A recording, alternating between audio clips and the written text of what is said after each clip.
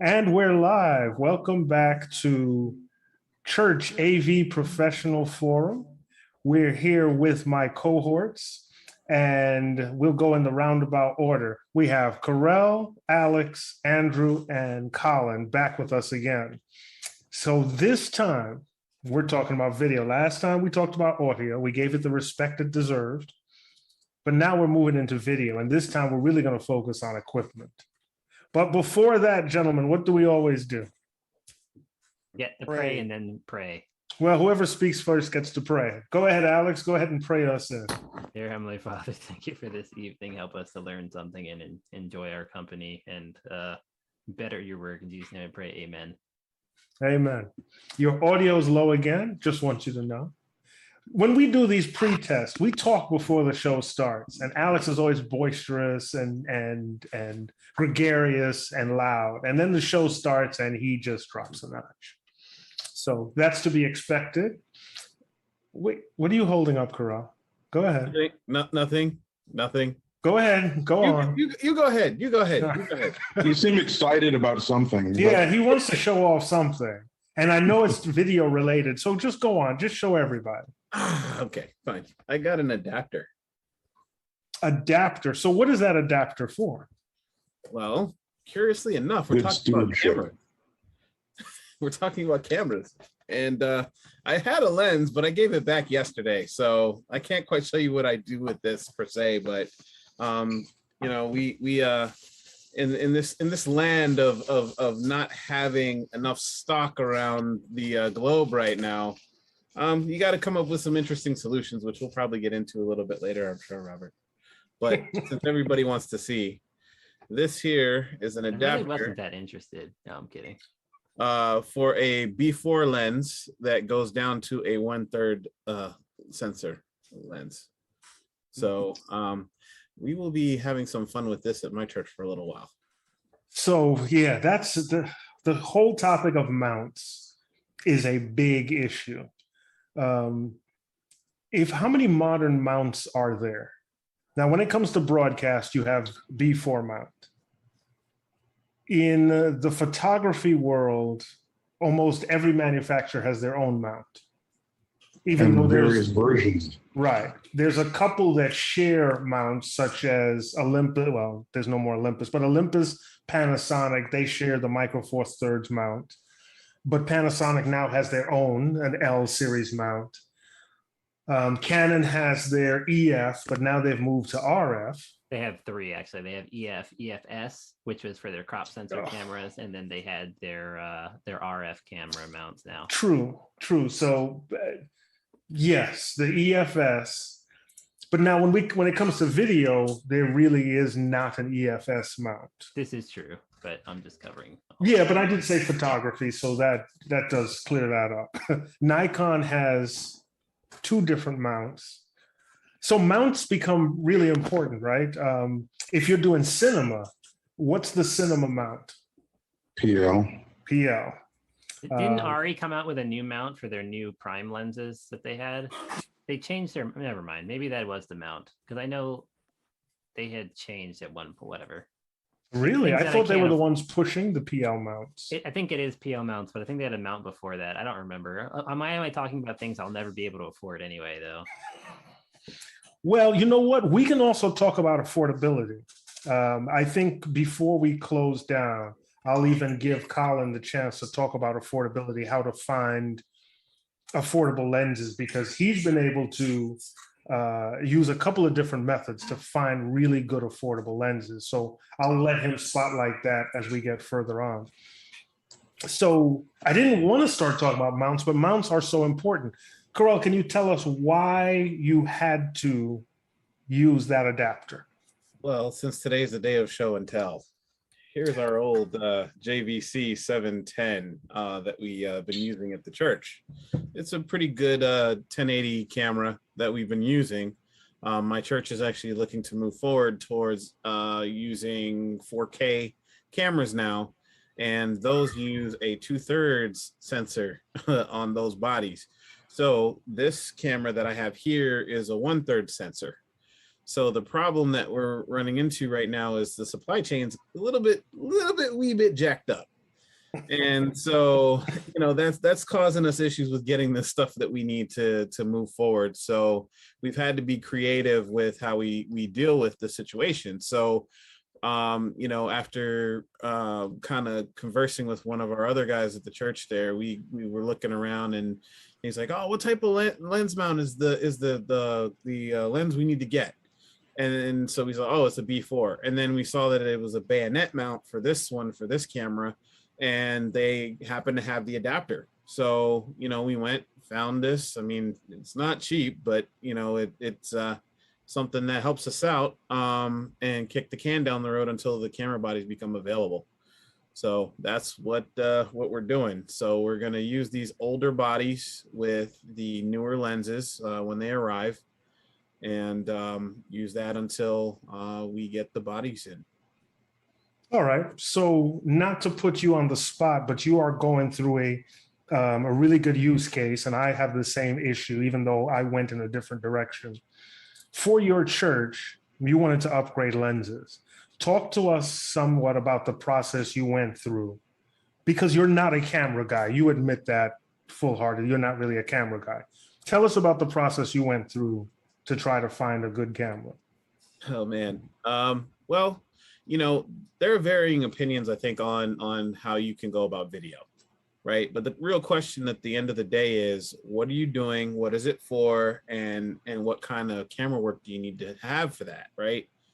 And, in my background, while I didn't start off in video, I started off in broadcast, though, when I came straight out of school, working for one of the local television entities that's on DirecTV. And, the key thing there was I learned how to do studio production.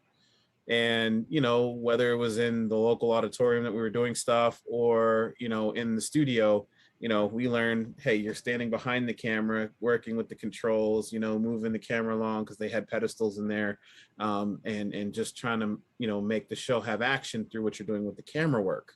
But, now things are kind of more modernized. Folks are wanting to kind of swing more towards a concert style production.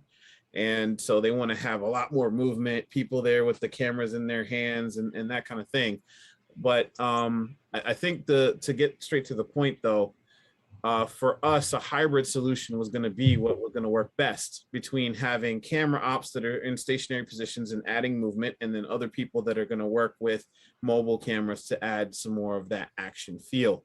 Because I couldn't have our camera ops sitting there, with their hands on the lenses, trying to, sit there and do this, the whole entire time during the service, to try to get the focus and the zooms going. So, there's certain things that you just have to be aware of when you're working with camera people and trying to do a production where you're covering a service. And why does that fit for us? And why do I think the hybrid situation, but more specifically, why the fixed cameras need to be there?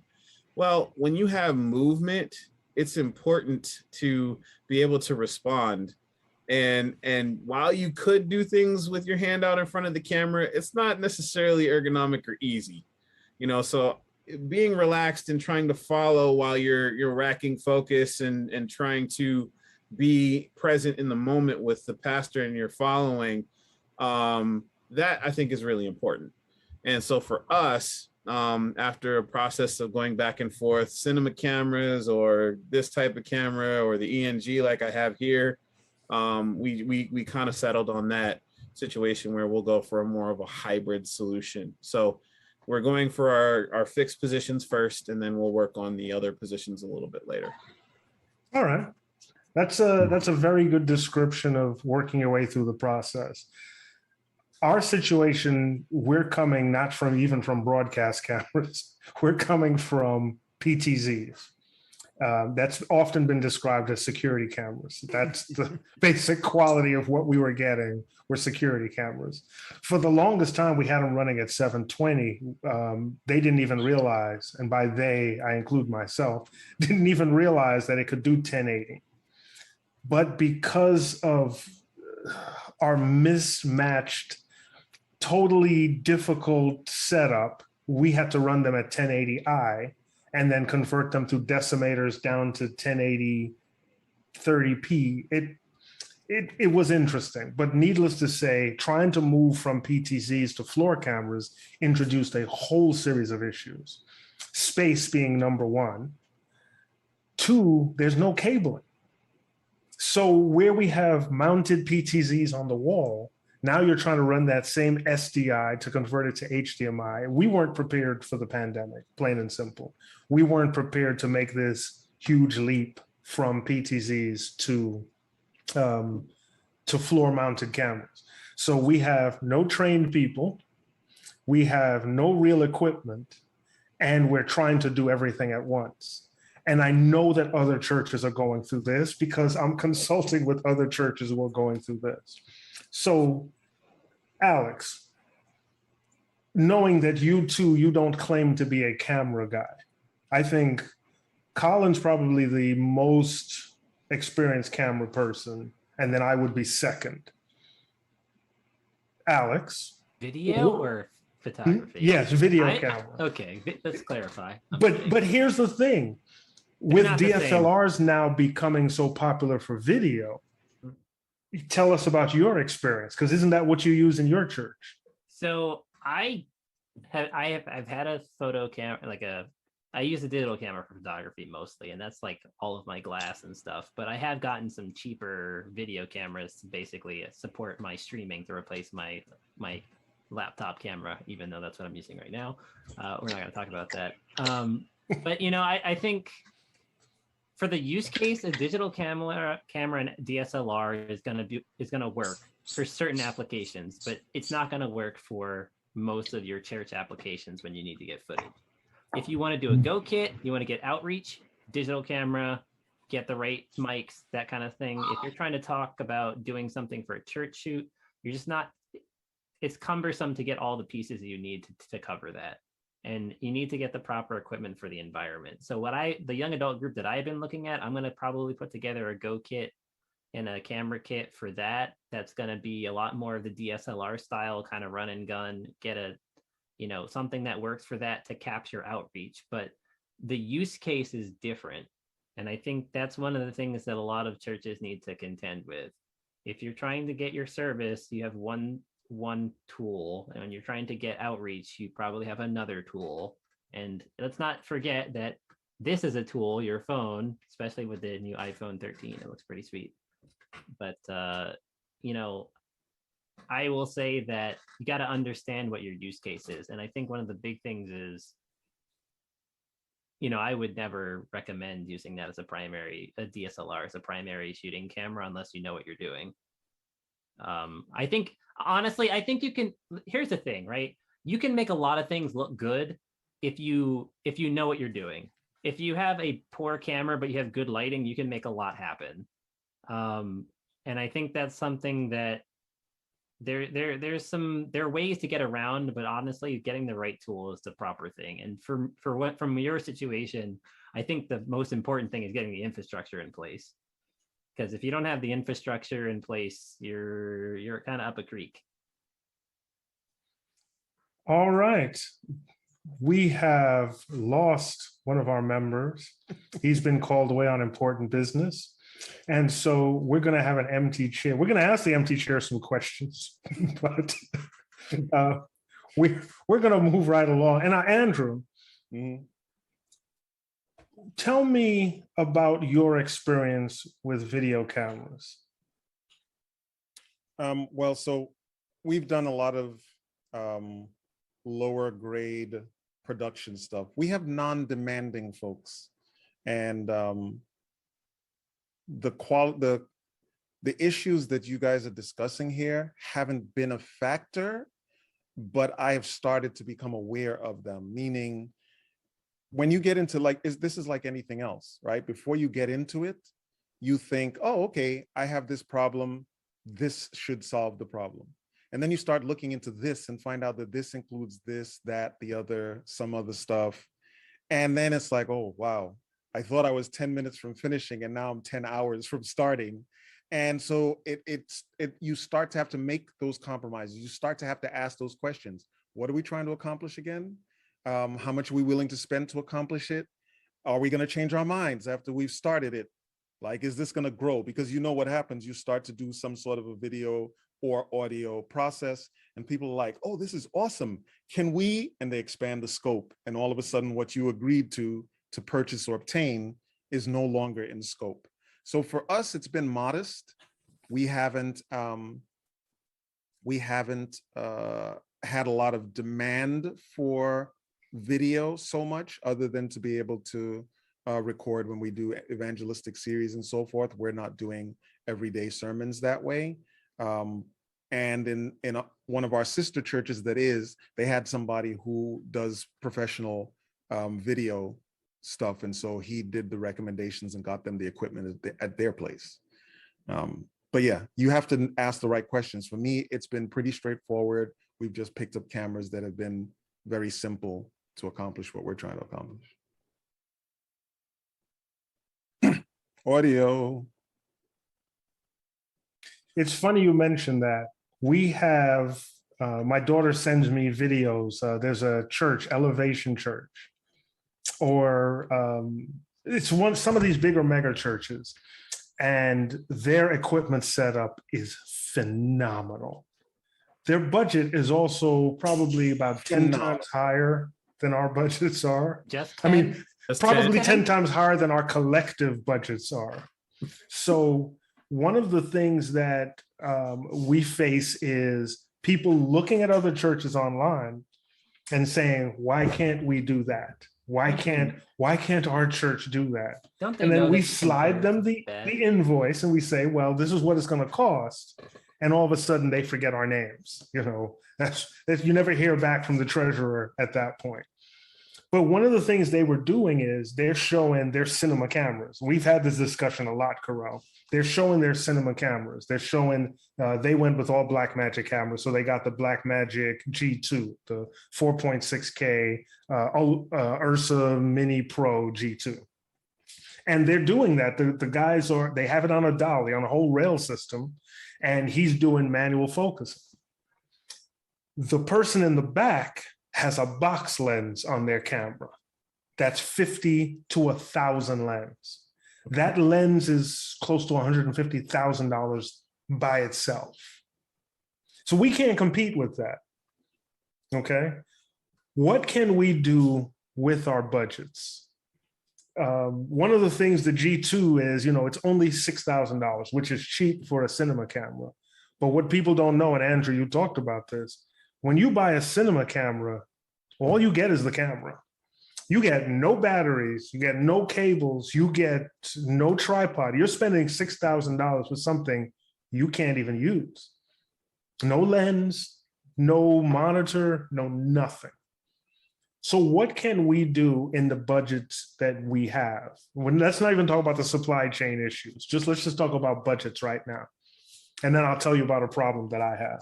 Well, I just want to say one thing. I think part of it is setting expectations, right? If the discussion is what can we do to get the best look like what everyone else is doing with a bigger budget, that's going to be hard. Like you got to let people know this is a totally different tier of equipment. You know what I'm saying?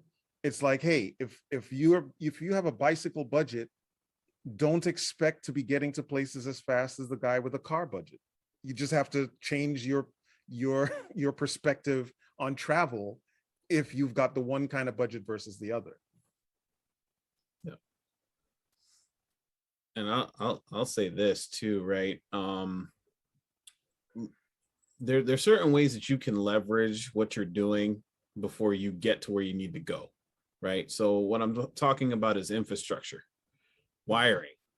The wiring plant can be taken care of. So like in our situation, we're in a unique position right now where we're actually doing a complete renovation of our sanctuary space and the outside of the church. So what does this mean? All the walls will pretty much be open and accessible in some kind of way.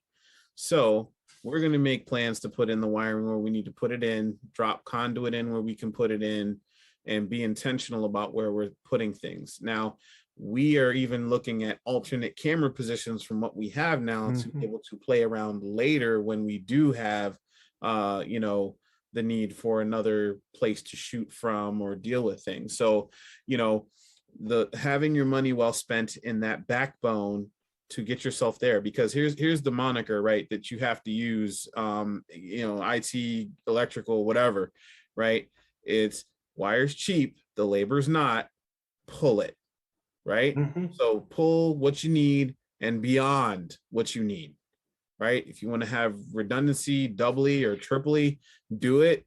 Factor that into the budget. Now, you may not use all of that, but you will at least be ready to go. So that way, by the time you do start getting more pieces of equipment that are available to you, or a budget that will open up the world of possibilities for you, then you're plumbed to go.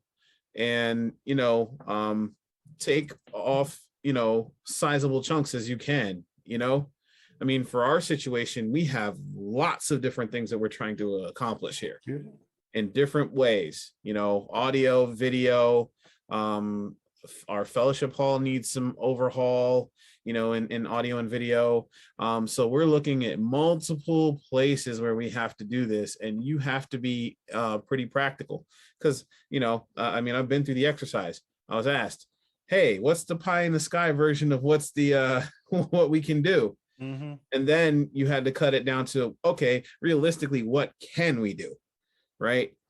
And so, there's going to be some hard conversations. You're going to squeeze every little bit that you got to get out of there to get down to that number that's been provided. And, you're going to have to figure out where you can make things happen and where you can wait. I have a question just in general. So one of the things that came up in these video discussions that I've been hearing is like the look, right? So we were talking about audio, about having how to describe when there are problems. When I hear about video, I'm like, well, I want that look. But then you ask them for particulars and they're like, but well, that look, but how do you describe that? So when you're having the discussion about what people want to see, how do you get to those things to find out, what they're looking for, and what descriptors do you usually want to hear when you're looking at video equipment? It's funny you say that. One of the things I wanted to ask was, how many of you have been watching football lately? Yes. Are we talking about the goal line camera that looks like the Exactly. Madden shot? Exactly. They basically saw it in Madden and they're like, let's find a way to get that shot in the real games. And they went and found that. Yeah. So do you know what? And I was going to pull it up, but I don't have the system set up where I can actually show it right now. You know what they're using? A mirrorless camera. They're using Sony A7S2s. Really? But they're rigged out. They're on a track. They have the big monitor. They have a lot of things. It's completely rigged out. So it's not an off-the-shelf Sony.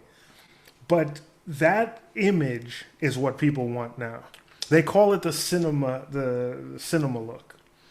But a lot of times, if you really look at movies, most people don't watch movies for a look. Most people are not professionals who look at the movie and look at lighting and look at angles and look at the shadows. I always remember this Christmas movie we watched where it was completely wrong because everybody had backlight. So two people can be on a conversation here and both of them have backlight on them. That's obviously completely wrong. No one walks around with halos or light stands behind every single person. It just looked wrong, but nobody was looking for that. The rest of my family was like, what are you talking about? But every scene... Curse of knowledge. That's the problem. So when that look came with the NFL, I immediately had to go and find out what cameras they were using. I thought they were using something like a Red Dragon or a top-of-the-line Ari or something. No. They were using a $3,000, but now it's completely rigged out. We can't forget that because you're not going to get that look right out the box. But the fact that they're doing that in an NFL game just shows you the type of looks now that people are trying to get because it looks different. So for the longest time, it's always been about broadcast. 60i, and now they want 60p, but there's a type of look with the camera that you have, Corral.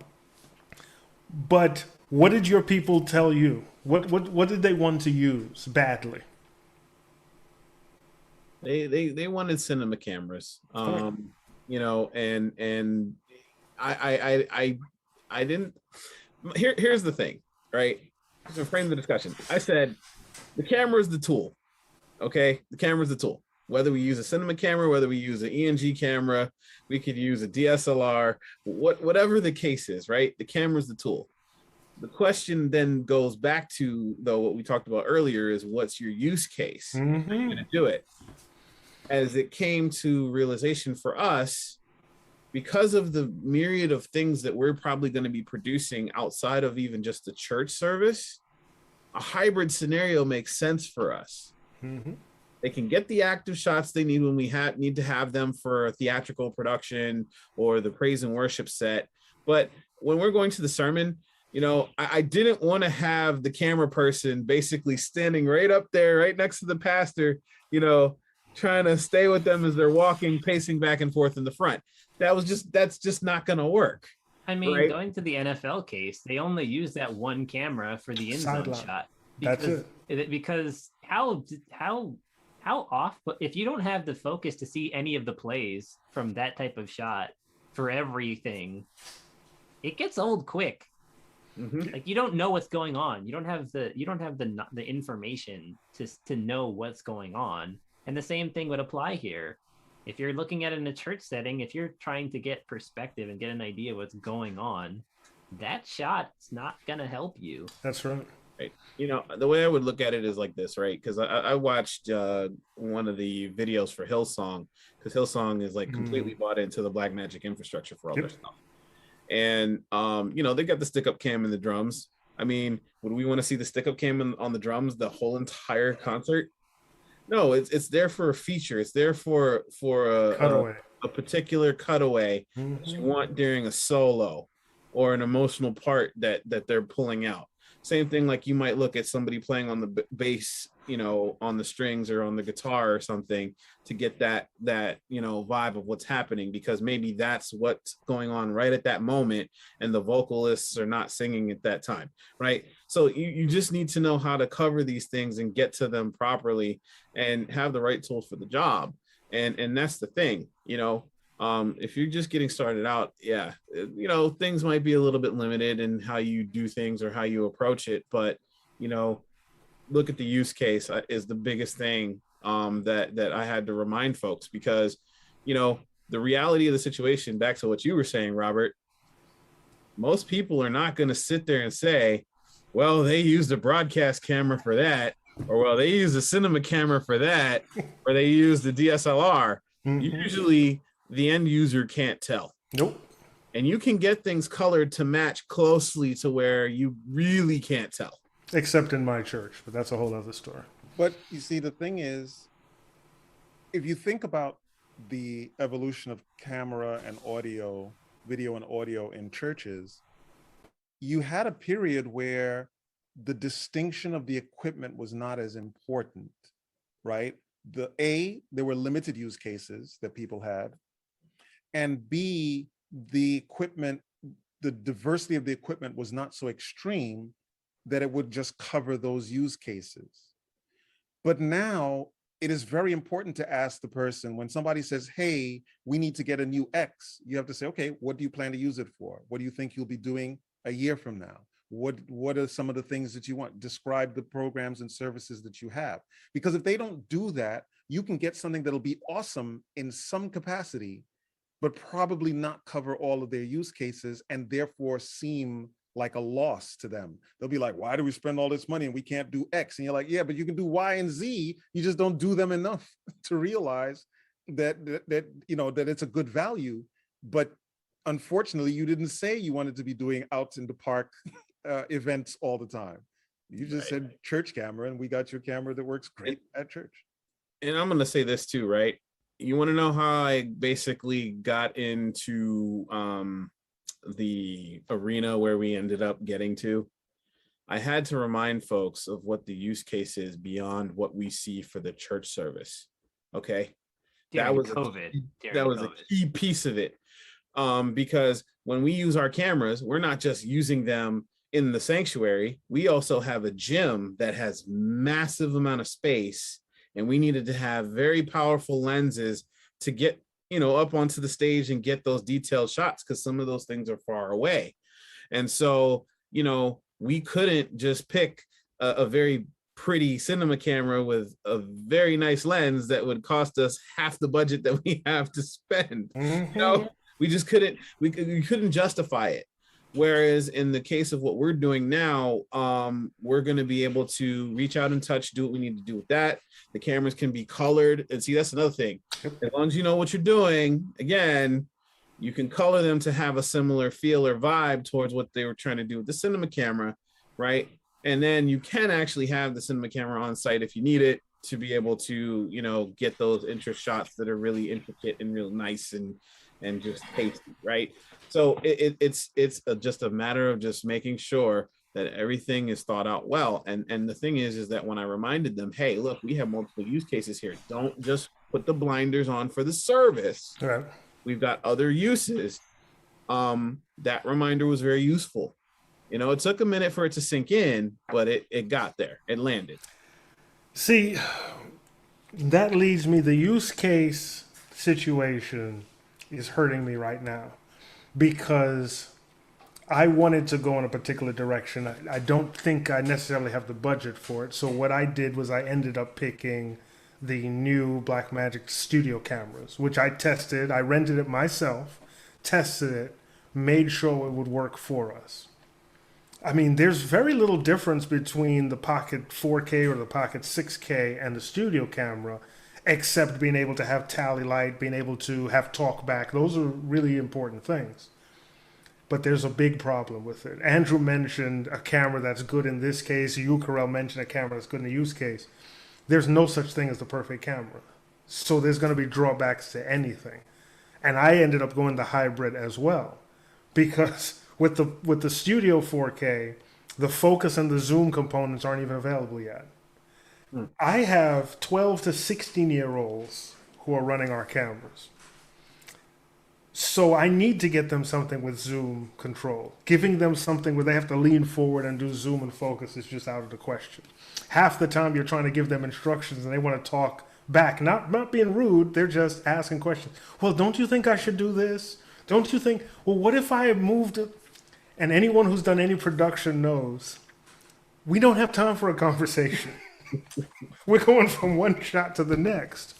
So I went with the studio camera because it's so much easier to teach a 12-year-old, hit the touch screen, press this button, move this slider, you're going to get the picture you want. The biggest problem with that camera is the mount. The Micro Four Thirds mount, I think, is going to hurt me in the long run because of the choice of lenses you have, the availability of the lenses, the fact that they designed a camera to have focus and zoom with a lens mount that only has two lenses with a focus and zoom, and neither one of them are useful. So, even though I picked the camera, even though I know it'll be a better use case for our volunteers, I'm worried that we're going to have to go the adapter route and then pray that the adapters will pass the electronics to enable us to use lenses like... Oh, you wanted to show off your camera, Karel. Okay, I'll be right back. Hang on a second. Okay, so if I can adapt the Micro Four Thirds to use a EF mount, then we can get lenses like this, which will work excellent. And the only reason I don't bring this to church to use, because then I'd never get it back. See, so... I believe in donating my time. I even believe in donating my money. I don't believe in donating my equipment all the time. Yeah, I know. Can I borrow that, Robert? Hmm? Can I borrow that one day? Yeah. I'm not a church entity right now. Well, we're friends, Alex. If you take the drive over here, we can talk about it. Excellent. See, this is always important to build your network. It's always good to have friends. But that's what we're here for. We all help each other out if there's a need. We're there for each other. I mean, I will tell you, man, this whole thing of trying to slog through what's available, what's not, the supply chain issues that we've had trying to figure out the best maneuver to move forward, but and not step backward, because I really did not want to buy the same lens for this old camera, again. Right. So just, and Robert can tell you all, I was agonizing over this whole thing for a few days before I, took the plunge. I said, all right, Colin, let's go ahead and get this thing. Right. So I got it. And we give it a shot, and hey, it worked, and I'm happy. You're not seeing any crazy stuff on the edges of the lens. Right. It's going to be perfectly fine with what we're trying to do, and it moves us forward. And once I told the folks at the church, hey, this is what it is, and this is where we're going, and they saw the plan, everybody's happy, and we're making progress. So it's very tough now, I know, but when you have a decision to make for the future, you want to set yourself up for the best possible situation and scenario going forward, being realistic, because I think this whole hybrid situation is not going to go away. Okay. No. It's not going to be strictly broadcast cameras. It's not going to be strictly cinema cameras. It's going to be a combination. I think it's going to win. So how do you go about facing that, right? So even in your case, Robert, if you're like, okay, we got this camera, I think I may end up having a gotcha somewhere. I mean, you may not get the budget, but if you had to transition it, like you could find a use case for the cameras you have now and or no? Definitely. I mean, there's always going to be a use case. I think part of the problem is I'm too stingy. I'm too cheap. So I always look for a way. I'm not going to say cut corners because, but let's say one of my problems is I don't like to spend the church's money. And where that ends up hurting the church in the long run, and I know this is a problem, but where it ends up hurting the church in the long run is sometimes we don't end up getting the best thing. I have a problem. I need to seek help. If I go to buy something and I see it's for a certain price, I have to beat that price. I just cannot buy it for the price that it shows. So if they release a brand new camera, I'm going to look, okay, is it yet on eBay? Of course not. Is it someplace I can get some sort of discount? I don't care if it's $10. I need to get a discount. But that's a problem with me. And sometimes that's going to hurt because you cannot focus strictly on the money to make decisions long term. That's how you end up with, well, we can save money only running one cable in our infrastructure. Mm-hmm. And that hurts you in the long run. I mean, I feel like my philosophy is by quality. Like I bought lights and I said, nope, I'm not keeping them. I'm getting something that's higher quality, because I think it's one of those things where there's a diminishing return, right? You pay for a certain amount. If you pay too little, you're going to end up in a case where you probably don't have the reliability. Nope.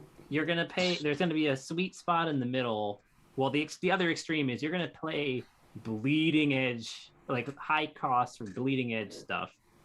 And then there's this sweet spot in between where you can get good quality for good value. And you have to look at that assessment and looking at, I think when you look at infrastructure, it's usually always worth spending the money to get something that's going to future-proof you, because the labor to go into the wall is far more expensive than whatever you're thinking about putting in. That even if it's a little bit more premium, it's gonna, by the time you get to that point where you need it, it's gonna be way more cost effective. Yep. And I think. Go ahead. No, I think that I mean, my thing is I tend to try and find good quality things so I can hold on to them forever as long as I can. Well, a part of the stuff that I've been experiencing, especially as we're preparing infrastructure to support all of these different applications, is I'm learning the value of time saving or complexity reduction. And meaning I've also had that struggle. It's like, I want to try and keep this budget as low as possible, be a good steward, this and that, the other. And then you get an opportunity through some means to test or to own something that was higher priced, but it's like light years ahead in terms of management. And you're like, hey, nah, no more will I fight this battle. This battle is done. Right. The advantage of not having to tackle this issue of people being able to say, oh, we change our mind. And you're like, not a problem. Give me 5 seconds and I can reconfigure. it's worth every penny. But that process, I still prefer people who are at least stewardship minded versus people who are just always willing to throw money at a problem, right? So there has to be a good balance in that. But you need to know when spending the money is the right thing. So, Colin, you had miraculously disappeared. We were down to 4 boxes, but these things happen. This is a fluid show. I wanted to give you a chance to talk something we've been talking about: use case versus finances versus, bleeding edge. I really do want to go around before we close and talk about what we would consider money, no object, perfect system, but compare that to what's realistic, just like you talked about, Carell, where the pie in the sky. My pie in the sky isn't even that expensive, but when you think about use case, you're a sales rep for a couple of different companies, Colin. How do you go about designing a system within people's budget? Let's say someone, church A comes to you and says, we have 150,000, we need 4 cameras, and we would like to stream our services.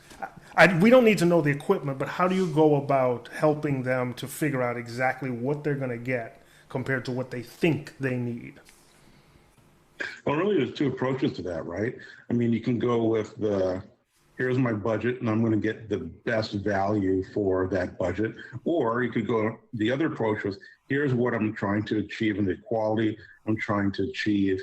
What is the most economical way that I can get there? That, of course, is stewardship minded, something that isn't so cheap that you have to replace it every year, but is quality enough that by the end of its life cycle or by the time the technology changes, you would have gotten your money's worth out of it.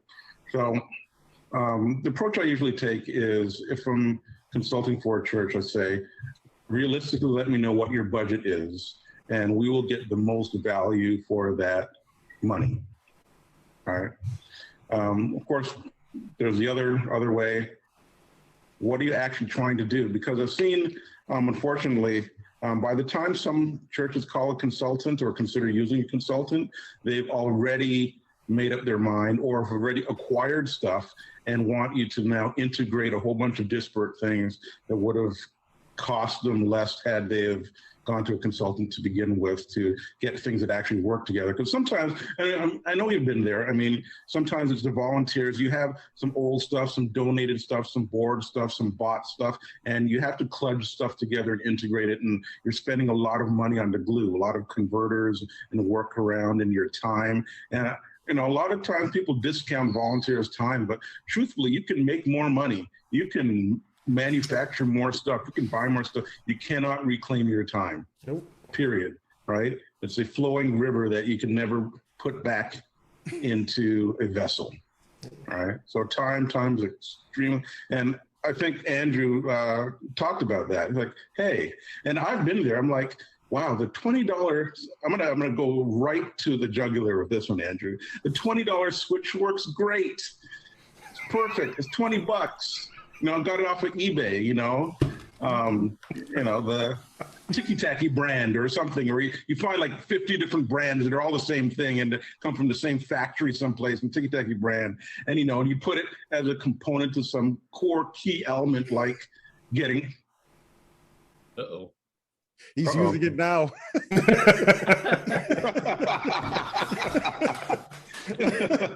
That's a use case. I think he hit a button. There you go. Come on. Oh, you know what? Is it the new monitor you put on there that it's switched over to? It sure did. Uh-huh. Yeah. And so the funny part is, instead of showing what was on my screen, it showed black. But anyway, that's actually the opposite. Very expensive device that thinks it has a mind of its own. Mm-hmm. But I've seen like literally a 7-figure church AV renovation budget, and they maybe got $250,000 in value out of it. That's sad, especially since some of my own money went into it. I was just, at the end of the day, I was not very happy. right? A whole bunch of money went into things the church really didn't get any value out of. And unfortunately, it's so funny. We're talking about technology, but to me, it keeps going back to the people. You know, I think one of the key reasons was, you know, the people who made the decisions about the technology didn't trust the people who knew about the technology. We're gonna have to eventually have that conversation because it's a source of pain for all of us on a weekly basis. Now, Andrew, you have a positive story about that. And like I said, we'll get to it. You have a positive story about a church administration reinforcing a belief in someone, whereas the most of us have the negative stories of dealing with. And I think this is part of the reason why I tend to be so cheap. But once again, it doesn't help, because if you're so cheap that it's something you have to replace frequently, you haven't done any good for your reputation either. And in the end, we have all seen a church spend money on things that we know they shouldn't spend money on. If you go to them and you're able to tell them about your use case, and we're able to tell them about how the money will be spent properly. But I think that's an area we have to be trained on. It can't be all about the equipment. Well, one of the things that works in a scenario like that, I've actually had success in someone says, hey, this is what I want to get, and this is the budget. And there are 3 phases to this. And you're like, well, how about we just do the first phase, but let me get everything that I think you should get for that phase. And they hem and they haw and they hem and they haw. And so they pay this and we get everything that's there. And when it works better than they expected, that opens up the other phases, right? Doesn't work 100% of the time. It's not the magic formula, but it has been more successful because it gets over that trust issue that Colin mentioned. It gets people to where they're like, okay, you kind of look like you knew what you were saying. Let's be more open to your next suggestion. Yeah, and I think one of the key things too is too many times I think we get too good at putting on band-aids. But the reality of the situation, I mean, this is literally the door that I'm knocking on right now. We put on so many band-aids that you just have to rip all of them off. Okay, you just got to rip them all off and try to just clean up that wound and get it all nice and good. Because at the end of the day, right, if it barely works, but you got all your Band-Aid fixes in there, not good, right? But if you go do the painful thing, spend the money, right? But do it well and methodically, then you can definitely get good value out of what you're doing, going forward, and leave the place in a much better position than when you got it. And that has always and will always be my goal, in any place where I have the opportunity to make those decisions or collaborate with people that make those decisions.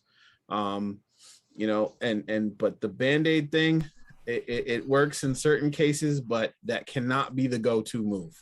Just because you're a church doesn't mean you have to use patch and pray. That's what I'm hearing. That's the takeaway, right? Yeah.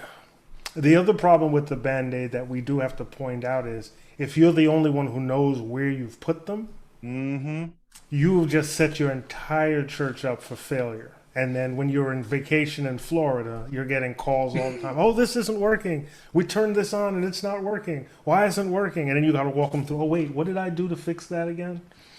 I've never been one with the mentality to let things fail to teach a church a lesson. I don't think that's spiritually the right way to do it. And I know sometimes we do get pushback from a church has many things that they have to take about. There's facilities, there's the mission, and then there's the people. So those are the 3 major areas where a church has to deal with. If your AC goes out, it affects everybody. Everybody in the church is going to know the AC went out. They're going to want that fixed. If the roof is leaking, if someone has a need, if the church has to do an event, you know that those things need money. AV, it seems to be only things that affect us. If we can't get the soundboard working properly, they don't look at it as a facilities issue. They look at it as, why can't you get that thing to work properly? So Carell and I have come up with this great idea. If we just all consult with each other's churches, then we don't have a problem, because they'll always trust someone from the outside coming in. I mean, funding sources. What is capital budget versus what's coming out of the media ministry budget, if you have one? Is it separate? I mean, I'm sure it depends by church, but like new mixing console, media ministry budget or capital budget? It should be a capital budget. The issue is whether they see it as a capital budget. And it also happens to deal with the time of the project, right? Yep. If they're not doing anything anywhere else, it's absolutely coming out of your budget. If they're already doing some large scale thing, it may get wrangled into a larger capital budget. So there are a lot of nuances that come into play. Right. And, you know, there's always interesting use cases in different places and scenarios that play out, whether you have an emergency. I mean, I had one the other day, had a couple amplifiers that had a couple channels that went bad, and the question then became, do I fix this? Or, do I get a new PA? Well, I didn't take that to my, administrative people to ask them that question. I went to the purchasing folks, but they went to the treasurer and asked. And the treasurer's like, how old is it? Let's replace it. Right? Completely knocked me off my socks. But they saw the need, and that's the thing. When you ask the right questions, or they ask the right questions, and you provide good information, usually that can go a long way too, as long as they're all understanding. I mean, I've had those conversations too.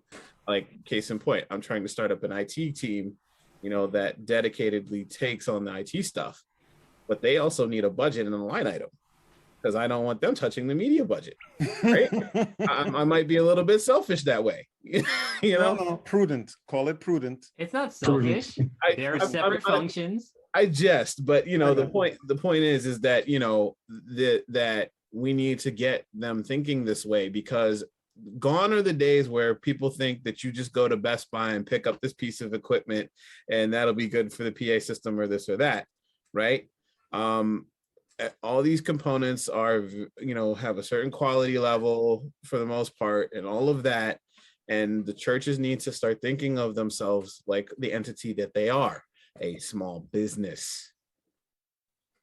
But how do we do that but still keep sight of the mission? See, the mission has changed. Now that we've been streaming for 20 years. 20 years churches have been streaming. But now that we see, or at least certain churches are now beginning to see, how streaming can now reach a different audience. Because before, streaming was just something that they did upstairs in that room, and if I'm homesick, then I could watch the service. Now streaming has become outreach. Real time, let's talk to these people, let's engage with them, let's chat back and forth. I mean, I think COVID has been good for that. I mean, I have often used the descriptor that Twitch is a thing. People build communities playing video games and doing other things on Twitch. They're using streaming as a platform to get income, and they're creating community, and they're having outreach opportunities to get communities. Churches need to be on that. And I think this is finally the accelerant or the catalyst to help people start thinking that way. And I think ultimately, when it comes to all of these equipment purchases, I always like to say that, you're kind of making you're making a digital church plant. If you were going to get a church plant, what would you get? You'd do market research, you'd acquire property, you'd get equipment. Well, you're in a different space. It's digital, but you need to have the trappings of a church plant. And I think if you can get someone that can understand the framing of that, I think it helps so that they can realize that I mean, ultimately the interaction with the community and the people you're trying to interact, touch is most important. I mean, honestly, the technology is really just a tool to get to that. And I think, I think the challenge is, to be honest, a lot of churches are a little bit pressed to get up to speed on this, because when the average person can find a better quality video on YouTube, you're really hard pressed to keep them held there if your quality isn't at a certain point. And I think that's kind of one of the things to pin down for this discussion about the look and the quality in your investment. You got to understand where you're going to be and also understand how to hit those targets. And sometimes you got to look at it as the investment to make those moves, but also you need to get the people that you have to have the people to make that vision become a reality. So you can get expensive. I mean, I think one of the things that we've been talking about is getting a lot of value out of what you get. And I think a lot of the value comes out of the people that are running your gear. And we always come back to that in these discussions, because I think it's part of the formula. There's a human element. So as we wrap up, I can't believe the time went by that quick. I want us to now talk about, we don't have time. We don't even have time to talk about our pie in the sky. We're going to come back to this in a part 2, because I want to talk about, once you get the equipment, now how do you produce an actual program? We're talking about not just an event. We're not just talking about how do you produce a sermon, or you mentioned, Corel, we're trying to get into music videos. That's not your exact words, but we want everything to look like a music video, basically. But in terms of trying to serve your in-house people and your out-house people, I knew you were going to do it. I knew you were going to do it. Oh my goodness. In terms of trying to serve both, what should a hybrid program look like? I think that's something we definitely need to explore.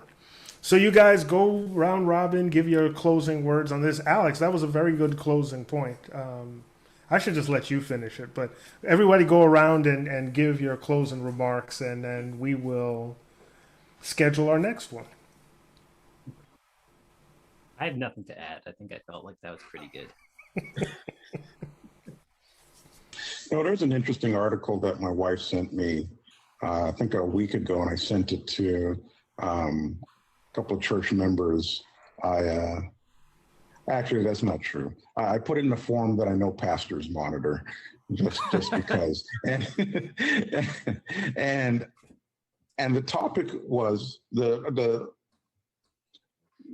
article was called "They're Not Coming Back."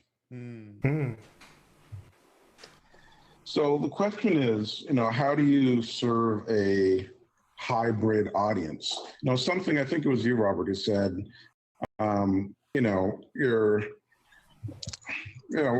church has been speaking for a long time, and typically, 20 years ago, maybe it was for, those, convalescents and folks that weren't able to get to church or what have you.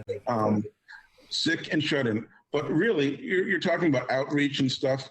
A lot of the audience that's online now is a subset of the audience or congregation you had in church that probably will never come back to church, because they've gotten into, how many months has it been now? 19-month habit or routine of saying, hey, I got up, I worshiped. In fact, I listened to 3 full sermons today, and it's noon, and I have time for lunch, I have time for fellowship, I have time to volunteer, I have time for all this other stuff, as opposed to, I came in at 8 a.m., I left at 3, and I'm exhausted come Sabbath afternoon. So, for a moment I thought, well, maybe things will change, right?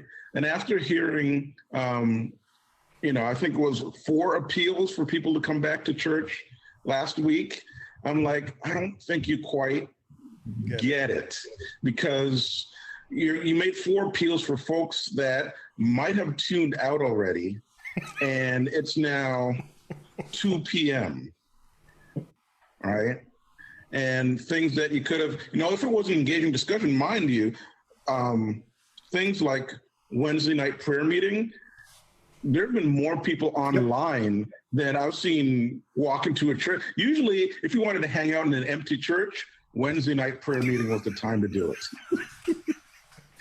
But to see the level of engagement, I'm going on, but I think you see where I'm going. I don't know if business meeting too, by the way, Colin. Business meeting too. Business meeting too. The demographic. Look at the demographic of people that show up to business meeting now that it's online. Yeah. I'm just saying. I didn't go before, but I was like, oh man, I forgot to log into business meeting. Jumped on my computer and I got the back end of business meeting. It's amazing. I the whole thing, kind of like that expression, you can never go home. I don't know if we can go back to worship service as we had it. And I'm not sure if our goal is to really cater to what we used to do and what we ended up doing during the pandemic. One was born out of necessity, the other was born out of tradition, and perhaps there needs to be a third way. Yeah, that's what we need to talk about. Well, post-pandemic has now superseded the postmodern, so just got to get used to it. The other thing I'll say about technology and planning and change is that technical debt kills. You got to get people to understand that small, regular changes are more beneficial and less costly and less complex than forklift replacements every 5 to 7 years. Right? You will spend more money dragging it out. And people are like, well, next year it'll be better. No, it won't. Next year, the newest thing will still cost more than you plan to pay, and it will be harder to migrate from what you have to what's there. There'll be no continuity. No one is using the stuff you have now. You can't get it repaired. Tech debt kills. You need to move regularly and not just exercise once every quarter. I love the visuals, Andrew, of forklift replacement. I'm going to use that this week. Corell, you got the last word. I mean, the reality of the entire situation, guys, is this, right? If you fail to plan, you plan to fail. That's it. That's what it comes down to. So as you move forward, have your systematic ways about how you're going to, go about things. To Andrew's point, right? I may see some forklifts driving up somewhere I know very, very, very closely, very, very soon, right? But the big thing for anybody really is be systematic about it. Have regular maintenance plans and get those things enacted and stay on top of it, because it is easier to say, hey, I need a few $100 or a couple $1,000 for this or this, versus, oh, hey, all of our computers went bad. But they were all made in 2010. There's different use cases here and scenarios and situations. And the thing is, I know some places that are still stuck on like VGA wiring, and while it was great, and it's still great, it's probably the most solid thing that you could get, the projectors aren't usually happy with it now, because, or let me rephrase that. The output devices that you're using, like your laptops or computers or whatever, they're not going to have that plug anymore. Is there a lightning to VGA? I don't think I've ever seen that. You could probably do to DVI to DVI. That's when you have the 15 dongles just to get something to work. Exactly. And so the thing is like, it behooves you to stay ahead or stay with the tech, right? Because again, if you're not looking at that, then you're gonna get left behind. And the thing is like, look, 20 years ago, you could probably get away with using an analog board and using your VGA, and you'd be perfectly fine because the technology hadn't changed for years. Yep, at least a decade. But now the tech cycle, it was like 5 years, it was 3 years. Now it's like every 6 months, right? So you don't want to be necessarily on the latest and greatest in the cutting edge of technology, but you do want to stay up with where it is going and try to get ahead of it and think about the places where you can do it. And so again, I'm going to hit that point. The backbone of everything you do is in that infrastructure. Get that conduit in place. Why is that advantageous? When you need to pull out the wire that you have, you can go to the new stuff, but the conduit is there. Yep. So you just pull out the old, pull the new, and you're good to go. Whereas if you're thinking, oh, well, the bundle of wire I have fits in a pipe, yay big, but you need a pipe yay big, do that. That's cheap. Yep. What's not cheap is busting up your concrete floors to try to get that stuff in there. Yep. So again, if you fail to plan, you plan to fail. Listen, this is some great information. I hope you take it to heart. And there's so much that we had to unpack. We even went a little bit long, but I hope you stuck with us. So here's what we'd like you to do. We're going to get everyone's Twitter account. Everyone's Twitter account will go up on the webpage, finally. And then you could reach out to us with any questions or comments or anything you want us to cover. Our Twitter will be available. And then we will continue this conversation in 2 weeks. We hope you will be with us. We thank you all for joining. And have a good night.